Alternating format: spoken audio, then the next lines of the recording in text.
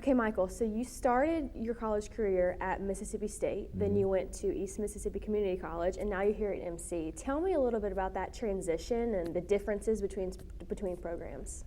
Okay, well, of course, Mississippi State being Division I, it's really a lot of attention to detail. The coaches are really hard on you. They push you really hard to make sure they get the full potential out of you.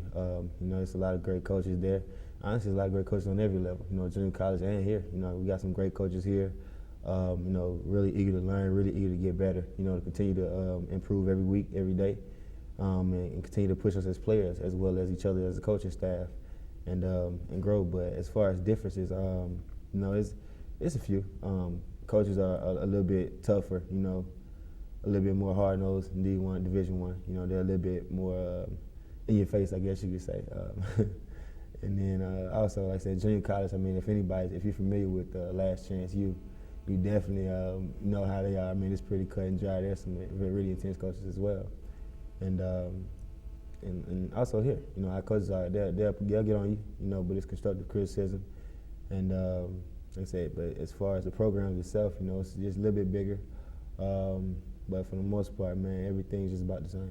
Do you feel like junior college, at that tough of a program, do you think it prepared you for Division I and the competition you see in the GSC? Oh man, yeah, definitely. Division I, man, in JUCO, especially in Mississippi, you got some great players, man, that either don't have the grades out of high school, or something happened and they end up in junior college.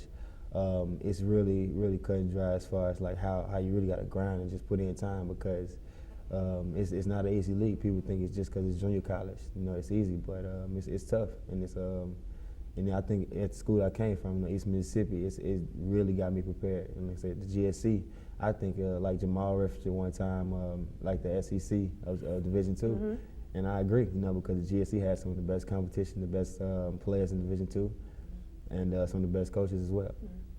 So let's talk about last season. Last season on offense, it was mainly a run-first offense. Well, this year, not so much. Tell me about how you guys have adjusted. Well, like I said, we went from the triple option to the spread, doing a little bit more passing. I guess, coaching them, they're balancing out the offense a little bit more, making it a little bit harder for people to stop us, a little bit harder to, kind of predict what we're doing. And they made us just, I think, a lot more versatile as far as offense. And, it's been a pretty smooth transition. The coaches have done a great job of instructing us and teaching us and just, improving our skills and just doing all the little things to constantly progress us as players.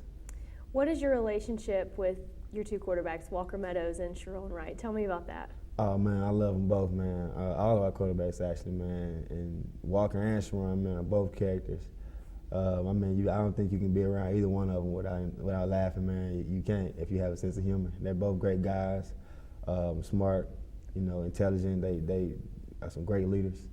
Love to help make plays, love to contribute, and love to just lead as a team and help us get better.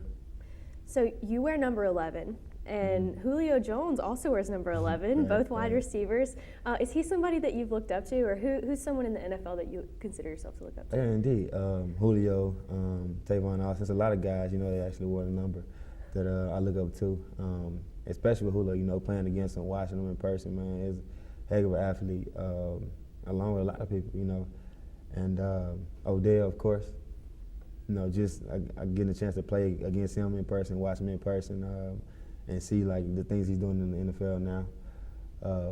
I definitely look up to him, and just I guess sometimes try to mimic my game off of his and try to make plays like in the same way, and just try to duplicate the work ethic. So you played against Odell Beckham. I did. Tell me about that. What was that like? Oh man, it was crazy because going into the game, of course, he's one of my favorite receivers just because of his style of play, his confidence. And then coming into the game, I think I want to say right during pregame, I saw him at the 50. I just said, hey, I said, what's up? What I'm saying? He spoke back, and then it's almost surreal, watching on TV, all the things he's doing now, and then think like, man, I played against that guy. I watched him in college, and great athlete, man, and I mean, as you can see, man, he's tearing the league up right now. So. Well, let's talk about this week with practice. It's been a short week. You played last Saturday against Cumberland, coming back on a Thursday night to go to Delta State. Has practice looked different this week? Have you guys been in full pads? How has that worked? Oh yeah, we had a couple full padded practices. We had a couple 5 a.m. practices. I think Coach Bland and the staff have done a great job of, having a plan and putting it together to where we have a lot of time to rest. Like you said, it's a short week, so we have a couple days less to practice. But at the same time, the way they've set everything up, and they've done a great job of strategically planning everything to where we can get all the work done. We have our days where we're working, our days where we're cleaning things up, and basically, have the same week that we have, a long week, except, just kind of condense it a little bit. And what's the key to victory tonight? Man, just staying focused and execute. Believing in coaches, believing in the plan, and just as a team, if when things go wrong, because in the game of football, man, it's back and forth, and just staying confident as a team, continue to believe in each other, believe in our coaches, and just when our coaches put us in a position to make plays, we just got to execute and make them. Is there a different mood in the locker room? You have all that momentum coming off of last week's win, a wild win at the very end. Do you think that's going to have an impact on today's game? Are you guys, I do, man, and with it being a short week also, man, it feels just like yesterday, that we got the win. I mean, we fought hard, man, from defense to offense, O-line, D-line, everybody.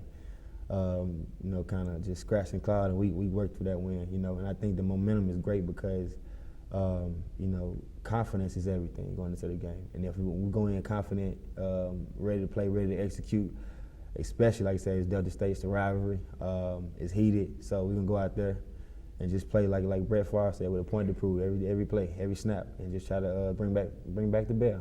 Absolutely. So you're a kinesiology major, correct? Mm-hmm. Tell me about your future plans. Well, I'm minoring in sports management.